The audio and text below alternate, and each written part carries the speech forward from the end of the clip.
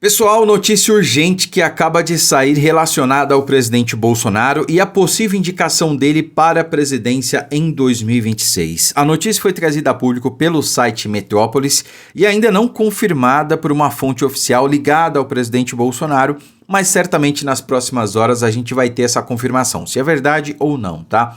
Mas o fato é que era algo que a gente já esperava para as próximas semanas, né, para os próximos meses, porque não dá para deixar para a última hora, tá? Bolsonaro diz que Flávio será seu candidato à presidência da República.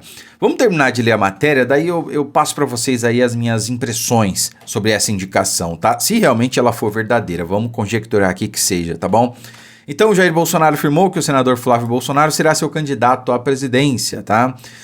Bolsonaro avalia que o filho primogênito ganhará musculatura para a disputa a partir do momento em que passe a se comportar como postulante ao Palácio do Planalto e faça agendas pelo Brasil. Na avaliação do ex-mandatário, Flávio consolida uma unidade partidária, conta com um relevante palanque de governadores aliados como o Tarcísio de Freitas em São Paulo, Cláudio Castro do PL no Rio e etc., né? Por conta disso, a previsão é que o senador comece a fazer mais viagens pelo país e assuma um protagonismo nos embates com Lula. Dentro da família Bolsonaro, Flávio também seria o candidato que passaria previsibilidade para a classe política e o segmento econômico, dado o perfil mais moderado que os irmãos. Isso é verdade, né? Ele tem realmente um perfil mais moderado que o Carlos e que o próprio Eduardo, né? O mais provável nesse cenário é que a Michelle concorra ao Senado pelo Distrito Federal e que algum partido do centro indique o vice na chapa de Flávio. Já pelo lado do governo, lideranças afirmam que o Alckmin deve continuar como vice. Enfim, cara, é impressionante. Eu cantei essa pedra lá atrás, hein? Eu falei, muita gente não gostou, mas era a realidade e eu deixei isso claro, que o vice seria alguém de centro. A direita vai indicar o nome, seja Bolsonaro ou qualquer outro, que ele indicar, obviamente, e o vice vai ser de centro. E ainda expliquei, falei, olha, não tem como a gente ir para 2026 com Lula tendo a máquina nas mãos, tendo o establishment, a velha mídia, assessoria de imprensa, o próprio sistema todo do lado e aparelhado, sem a gente fazer uma composição com o Centrão. É zero essa possibilidade, não tem como. Ah, mas não tem mais, desculpa, não tem mais, não tem como ir para 2026 sem ter o Centrão do nosso lado, não dá. A chance é zero de vitória. Com alguém do Centrão como vice, né, e tendo ali a majoritária para o Senado em alguns estados, beleza, dá para a gente encarar e acho até que a gente vai vencer pelas cagadas que o Lula tem feito. Cagadas não, né, porque o que ele quer é destruir o Brasil mesmo, e ele está fazendo isso. Não é erro, é intenção. Ele está cumprindo o objetivo que eles têm, que é de destruir a nossa economia, criar mais pobres, mais miséria, porque é a miséria que sustenta o PT no poder. Enfim. A matéria também fala que o Flávio é o mais moderado dos três. E de fato é. Na minha visão, vamos lá. O melhor cenário possível, Bolsonaro candidato. O segundo melhor, como infelizmente isso não vai ser possível, ao que tudo indica, o segundo melhor cenário seria Eduardo candidato. Por quê? Porque para mim é alguém mais preparado para o embate ideológico, que é o que a gente precisa de fato, o embate ideológico, né? O Eduardo é a pessoa mais qualificada para isso. Até porque ele tem boas relações, sobretudo relações internacionais. O cara estava na Casa Branca semana passada. O cara tem contato direto com o Donald Trump, com assessores diretos dele. Então, dispensa comentários. O Eduardo para mim seria o melhor candidato. Entretanto, o Eduardo tomou a decisão de abrir mão da sua carreira política e de qualquer candidatura o ano que vem para ir lá denunciar os abusos que estão sendo cometidos aqui no Brasil. Todo mundo sabe por quem, não precisamos ficar chovendo no molhado aqui, tá? E quanto a Michelle Bolsonaro, que era também uma opção, eu acredito que ela deixou de ser opção na semana passada.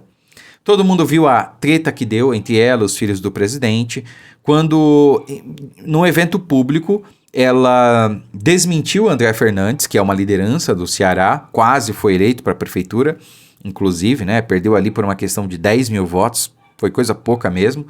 Talvez essa seria a melhor opção, porque aí ele pode galgar outro cargo em 2026 e tudo mais, mas enfim. Ele falou de um acordo que havia com Ciro Gomes para compor ali uma chapa no Ceará. A Michelle não gostou e disse que o candidato era o Girão.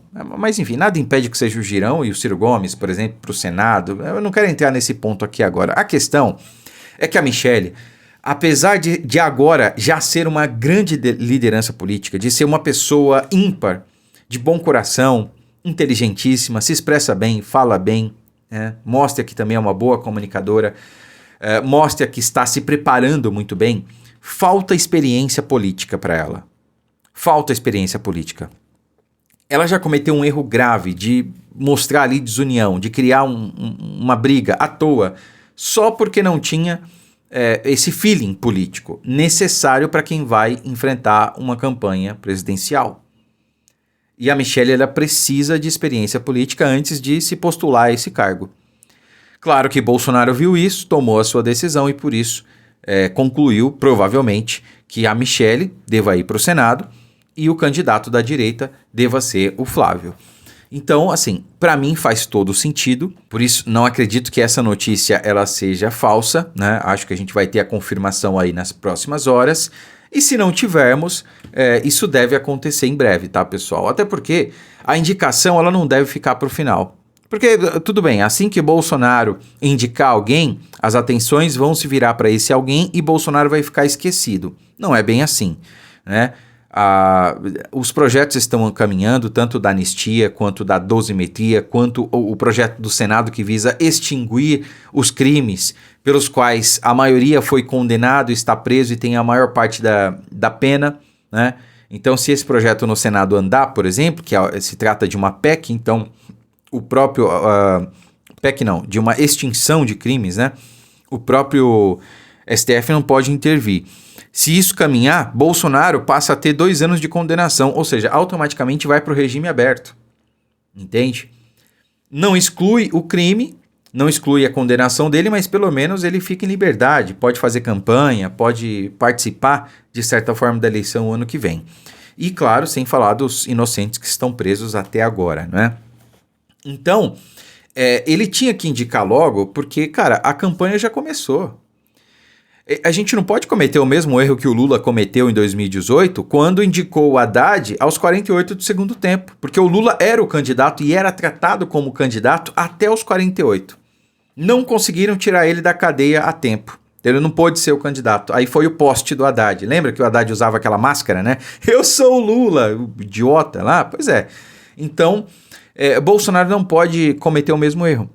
A gente não pode se dar o luxo de cometer nenhum erro o ano que vem. Nenhum. Então, ele provavelmente indicou mesmo o Flávio. Se não indicou, isso deve acontecer nas próximas semanas. Como eu disse, se não for o Flávio, cara, vai ser muito difícil que seja alguém fora do espectro da família Bolsonaro. Tem que ser o Flávio, tem que ser o Carlos, tem que ser alguém muito ligado para que a gente não seja traído no meio do caminho, né? Eu não acredito que o Tarcísio ele seja a opção, não por algo contra o Tarcísio, mas porque ele precisa permanecer aqui em São Paulo por mais 4 anos. São Paulo precisa disso. São Paulo esteve nas mãos do PSDB por muito tempo e a gente não pode correr o risco de perder o Tarcísio agora. Precisamos de mais 4 anos aqui na maior locomotiva do Brasil. O Brasil não quebrou, vamos falar o português, claro. O Brasil não quebrou nesses 4 anos de Lula ainda, porque São Paulo não deixou.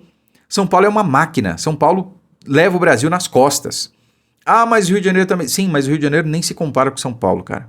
E outro, o Rio de Janeiro também não está nas mãos do PT.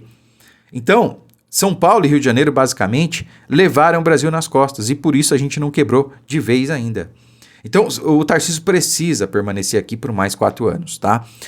Não acho que seja agora o momento dele. Então, vamos aguardar a confirmação dessa notícia e coloquem nos comentários o que vocês acharam. Gostaram da notícia? Concordam com ela? Colocariam outra pessoa para ser o candidato da direita o ano que vem?